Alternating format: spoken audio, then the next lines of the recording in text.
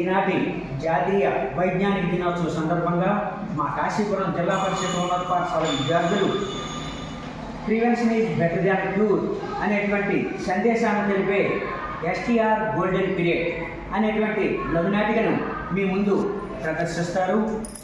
దీంతో ప్రధాన ఉద్దేశం ఏంటంటే, ముందుగా జాగ్రత్త చర్యలు తీసుకుంటే మనకి ఎటువంటి అపాయకరమైనటువంటి వ్యాధులు సంభవించనేటువంటి సందేశాన్ని ఈ నాటిక ద్వారా మేము తెలపదలుచుకున్నాం.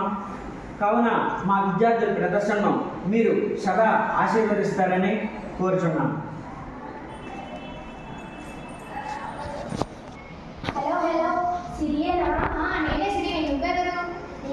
మర్చిపోయావా? రొంగలు ఇష్టాన్ని రిషి ఇంకా ఏంటి సంగతులు? మన పర్వాత అనేది పాస్ అయ్యి విడిపోయాక చాలా సంవత్సరాలు అయింది కదే. ఒకసారి మనం గట్టులేదు ఏర్పాటు చేసుకుందామే. నువ్వు చెప్పిన సలహా చాలా బాగుంది.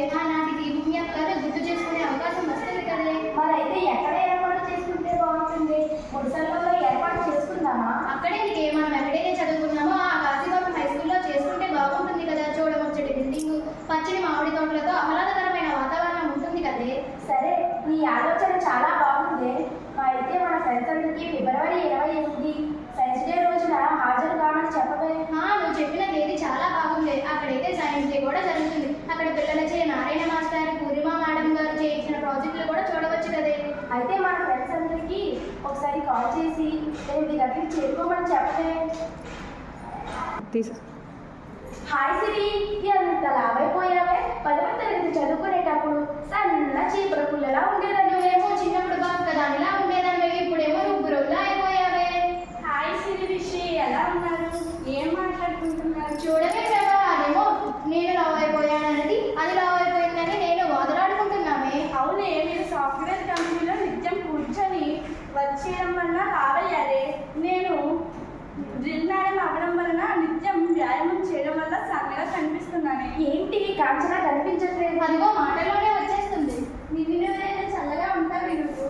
అన్నిటి దగ్గర రద్దీగా ఉండడం వల్ల కాస్త లేట్ అయింది, లేదంటే మీకంటే ముందుగానే వద్దునే. సరేలేవే, అలానే వచ్చేవరకు ఎవరైనా మంచి పాట పాడండి. స్నేహమేరా జీవితం, స్నేహమేరా శాశ్వతం, స్నేహమేరా జీవితం, స్నేహమేరా శాశ్వతం. ఇంకో మంచి పాట అందుకోవే కాంచనా. పోవే, నాకు పాట పాడమంటే సిగ్గు. 10వ తరగతి చదువుకునేటప్పుడు ఎంత చక్కగా పాటలు పాడేదాన్ని కదే. పాడాలి పాడాలి పాడాలి పాడాలి పాడాలి. కొంతకాలం కిందట బ్రహ్మదేవుని ముంగిట 2 ఆత్మలు కోరుకున్న వరం. రూపురేఖలు పేరట ఊపిరొకటే చాలక ఆ వరాన్నే స్నేహమంటున్నాం మనం. కొంతకాలం కిందట బ్రహ్మదేవుని ముంగిట 2 ఆత్మలు కోరుకున్న వరం. రూపురేఖలు పేరట ఊపిరొకటే. వచ్చే ప్రభా, గ్లాస్తో నీళ్ళు అందుకోవే.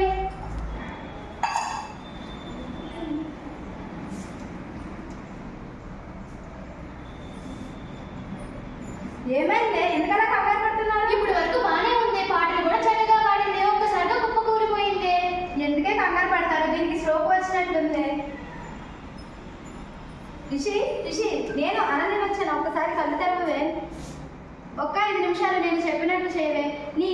నువ్వు ఒక్కసారి నవ్వవే. నెక్స్ట్ ఒక్కసారి టాక్ చేయవా? ఒక్కసారి నేను చెప్పినట్టు చేయవా? నీ 2 చేతులు వేసి వస్తే సిరి, వెంటనే 108 ఫోన్ చేయవే. 108?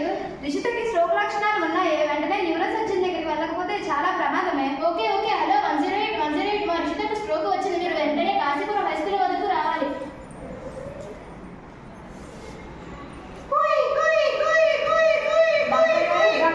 నా ఇష్టాన్ని కాపాడింది.